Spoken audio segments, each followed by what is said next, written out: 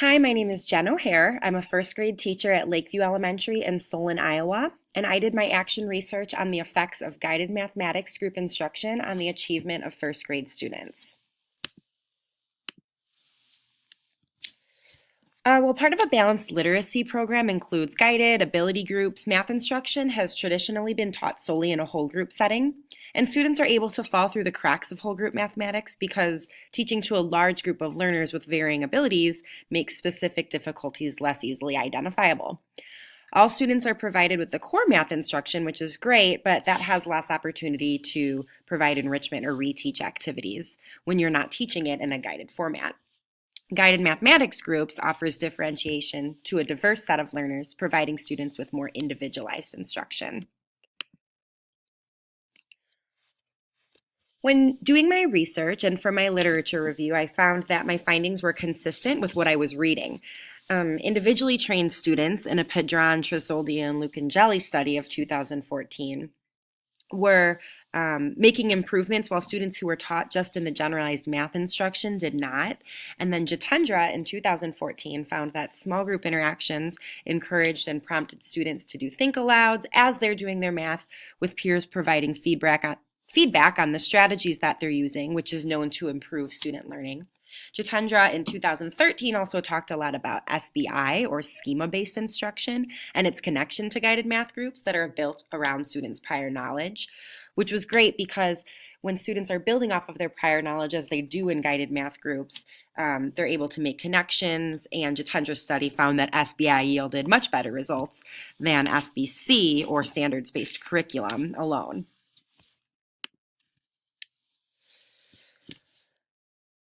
My main objective in this study was to determine which format of math instruction yields higher student achievement results and then teach using that format. So we're looking at whole group instruction versus guided math group instruction. I also plan to share my findings with others so that they're using best practice in their math instruction as well. The participants in my study included 20 first grade students in a general education classroom. 11 were female and 9 were male, and they were ages 6 to 7 with a mean age of 6 years and 2 months. The materials that I used were the Go Math curriculum, which is what my district adopted a couple years ago. That comes with journals, manuals, workbooks, and its own set of manipulatives, similar to other math curriculums. And then math tubs, which were purchased online through a reputable source, through Teachers Pay Teachers. Our grade level team looked at them as a whole, and they're core aligned and aligned to our curriculum. So they were a great supplemental material to use, as well as manipulatives, which often go in the math tubs. So the math tubs themselves are partner or individual activities that align with the core lesson, and these can be differentiated as well. So I might have a different math tub for each of my guided math groups. And the benefit of using a math tub as opposed to using like a journal page or a worksheet is that the math tubs themselves actually are very hands-on. You're sorting cards, you're matching, just various activities, measuring, shape identification that go along with the standard or the core lesson in a way that's a little bit more engaging. It's hands-on. Kids are manipulating materials as opposed to just writing on a worksheet at their desk. For the Math with Technology rotation, which we'll talk about a little bit more later, we have MacBook Air laptops in our classroom. iPads work as well. To get to the site that I have bookmarked for all students, which is extramath.org. And this is their basic facts practice, addition or subtraction, which also is core aligned and aligned with our curriculum. And extramath.org is a great site that allows them to be timed as they're practicing their fact fluency, and they log on. It's at their individualized level. So again, that differentiation piece is a big part of the guided math group instruction. And that part is seen during the Math with Technology rotation as well. In terms of measures, there's a pre and post assessment that we created as grade level teams when we first adopted this curriculum, and it just has 5 questions, one that kind of aligns with each standard that's going to be covered in the lesson, and that way we're able to determine math groups essentially ability grouping students based on their prior knowledge or their schema for that chapter. So as you can see in the picture of the right, we've got 3 groups that were created. This looks more at the guided math group rotations, but these groups themselves were created based on the pre-assessments, because if some students come into the classroom already knowing a lot about measurement, then we'll group those students together, which allows them to do enrichment or challenge activities when they're in their teacher table rotation. Whereas the students who came in not knowing much about it, which you can see here as my red leaf group at the bottom, are grouped together and they're able to kind of start at the beginning and um, build on what we teach them in math group. The good thing about first graders is they don't really recognize which group is technically considered a high group, a middle group, a low group, and the groups are flexible and can change if students are making great growth or maybe students need to be bumped down. We just talk about how students come into the classroom knowing all different kinds of things, and they'll be placed in different groups based on what they know, and it really hasn't been much of a problem. Then the post-assessment determined in this study and in my math instruction what needs to be retaught, how students made growth, and what that growth percentage looks like.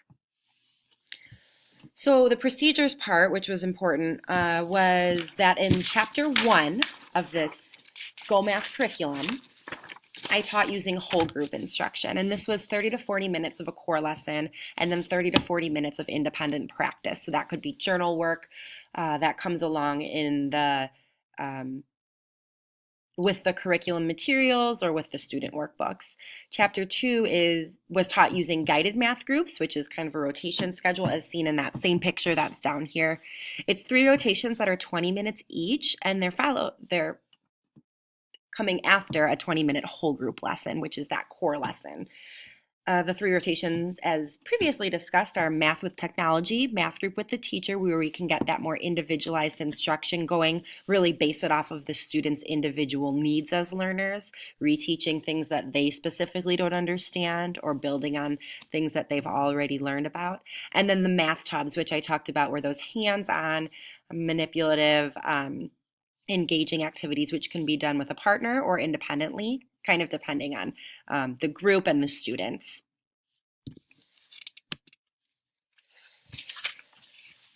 In terms of my results, my hypothesis was confirmed. The guided math group instruction yielded higher student achievement. I used a dependent t-test and determined percent growth between pre and post assessments. The mean scores between chapter 1 of the chapter 1 pre-assessment was 61.35%, and then the post-assessment, it was 84.95%, so some nice growth there. And then chapter 2, which again was taught during the guided math group instructions, as opposed to chapter 1, which was whole group math instruction. Chapter 2 pre-assessment had a mean score of 58.55%, and then chapter 2, 92.6%, so some great growth there as well, as seen in the graph. In terms of total percent growth from pre to post test, that chapter 1 whole group math instruction had a total percent growth of 478%, where the guided math group instruction had a total percent of pre to post of 684%. So there was a lot more growth when guided math group instruction was utilized. So looking at p-values, mean differences, SE differences as found by the dependent t-test, the chapter 1 pre-assessment to chapter 2 pre-assessment had a p-value of 0.613, mean difference of 2.8, and SE difference of 5.44. The chapter 1 pre-assessment to chapter 1 post-assessment had a p-value of less than 0.001, a mean difference of negative 23.6, and an SE difference of 4.557. And then finally, the chapter 2 pre-assessment to chapter 2 post-assessment had a p-value of 0.004, a mean difference of negative 7.650, and an SE difference of 2.344. There was less growth between pre and post assessments in chapter 1, where math was taught using whole group instruction. The small p-value between the chapter 1 pre-assessment to chapter 1 post-assessment indicates a strong evidence against the null hypothesis, and the small p-value between the chapter 2 pre-assessment and chapter 2 post-assessment also indicates strong evidence against the null hypothesis. The test ran between the pre-assessments were not as correlated and yielded a higher p-value, suggesting not to reject the null hypothesis completely. And this was the case as well when the 2 post-assessments were tested together.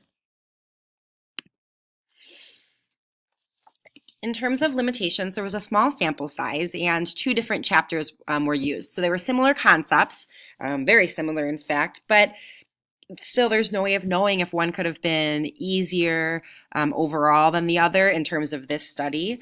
And the time of the year that the instruction was given could be a limitation as well. Chapter 1 was taught in the beginning of the year, which is right after summer break. Kids are getting back in the swing of things. You're kind of setting up your format for your classroom and getting to know one another. Where Chapter 2 was taught after students were already in the swing of things and they knew the expectations. There's also that personal bias. I personally am a fan of small group instruction, so subconsciously maybe I was trying harder during my instruction of that chapter. And then of course outside factors like things going on with individual students at home or at school that are out of my control or that I'm unaware of could also be limitations as well. When it comes to implications for the students, a lot of times, well, as seen in this study, there was higher achievement, and higher achievement when taught in small group instruction can yield definitely a gain in confidence for the students, possibly some higher engagement and opportunities to participate and feel intelligent because the lesson's at their level. And making students more proficient in the area of math can make them more employable in the workforce. It can also make them more likely to pursue post-secondary education. When it comes to implications for teachers, guided math groups does require more planning. It is more work. There's time constraints. There's more to do. There's more materials needed. There's more complicated scheduling. But teachers could benefit from the implication of receiving attention for the higher proficiency scores, either through the community or media. And so often low test scores are discussed and scrutinized, and turning this into a positive teacher and school attention situation would be a wonderful implication. When it comes to recommendations for future research, I had two major questions I still would love to look at. What does effective guided math group session look like specifically? There's lots of different formats out there, daily 3 math, guided math, different books and articles and publications that talk about what specifically to do inside that math group time. And that would require more training and more professional development in your school. And then also what happens when you integrate whole group mini lessons into the guided format. So instead of doing that 20-minute block right up front of the core lesson, with students with shorter attention spans, as we often see with younger students, it'd be interesting to place mini lessons in between some of the rotations and kind of break it up more that way. The references that I discussed in this PowerPoint, of course I had much more for my action research proposal, but the ones that I covered in this presentation were the studies by Jitendra Rodriguez, Knieve, and Huang, Church, Korai, and Zaslavsky, and then also the studies by Padron, Chisoldi, and Lucangeli. Thanks so much for listening to my presentation. I hope you learned a little bit about guided math groups and the effects of student achievement when taught that way for students. Thanks.